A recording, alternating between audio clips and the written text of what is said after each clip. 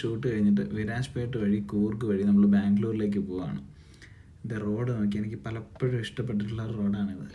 ഭയങ്കര ബ്യൂട്ടിഫുൾ ആയിട്ടുള്ള ഗ്രീനറിയുടെ ഇടയിൽ കൂടെ, കാട്ടിൻ്റെ ഇടയിൽ കൂടെ ഉള്ള റോഡാണ്. ഭയങ്കര തിരക്കൊന്നുമില്ല, അതുകൊണ്ട് ഭയങ്കര ഫ്രീ ആയിട്ട് നമ്മൾ ഡ്രൈവ് ചെയ്ത് പൊയ്ക്കൊണ്ടിരിക്കുക.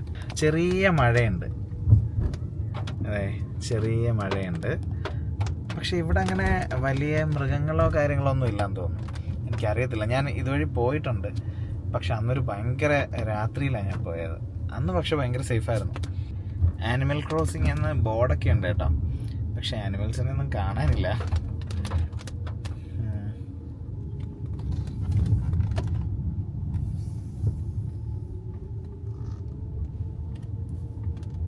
നമ്മളിങ്ങനെ ഹൈറ്റിലോട്ട് പോകുന്തോറും നമ്മുടെ ചെവി ഊതി അടക്കത്തില്ലേ, അത് സ്റ്റാർട്ട് ചെയ്തിട്ടുണ്ട്.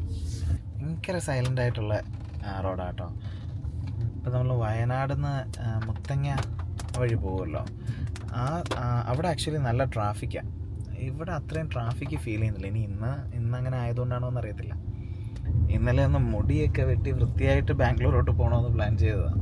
എവിടെ ഇന്നലെ ഷൂട്ട് കഴിഞ്ഞപ്പം 9:30 മണിയായി, ഒന്നും നടന്നില്ല. 9:30 അല്ല, 10 മണി കഴിഞ്ഞു.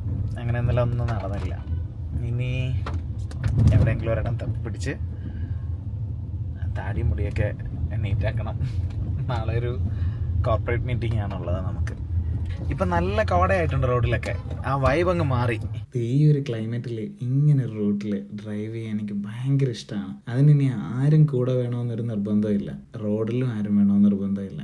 ഞാനും എൻ്റെ കാറും, അത് മോർ ദാൻ ഇനഫാണ്. ഞാൻ ഈ ഒരു ഡ്രൈവ് കഴിയുമ്പോഴത്തേക്ക് നമ്മളൊന്ന് റിഫ്രഷ് ആയിട്ടുണ്ടാവും. എനിക്കാണെങ്കിൽ ഈ ഒരു ചെറിയ സമയം കൊണ്ട് 1000 കാര്യങ്ങൾ മനസ്സിൽ വരും.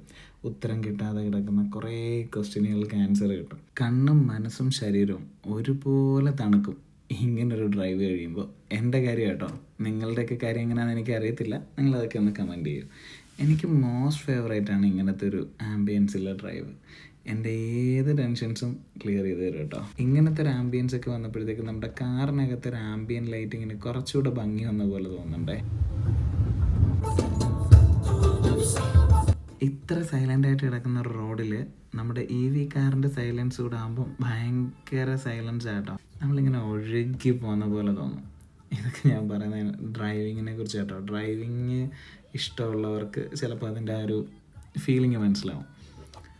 ആരുമില്ലാത്ത റോഡിൽ ഇങ്ങനെ ഫീൽ ചെയ്ത് പോകാനായിട്ട്. അങ്ങനെ നമ്മൾ പതിയെ സിറ്റി ട്രാഫിക്കിലേക്ക് എത്തി. ഇതുവരെ ഉണ്ടായിരുന്ന സൈലൻസ് ഒക്കെ പോയി നല്ല തിരക്കായി. എനിക്ക് പേഴ്സണലി ഇഷ്ടം ആ സൈലൻസ് തന്നെയാണ്. അത് ഡ്രൈവ് ചെയ്യാനാണെങ്കിലും താമസിക്കാനാണെങ്കിലും ഒക്കെ. പക്ഷെ പറഞ്ഞിട്ട് എന്താ കാര്യം, നാളെ മുതൽ ഈ തിരക്കിലാണ് ലൈഫ്. അപ്പം see you on next video. Thank you.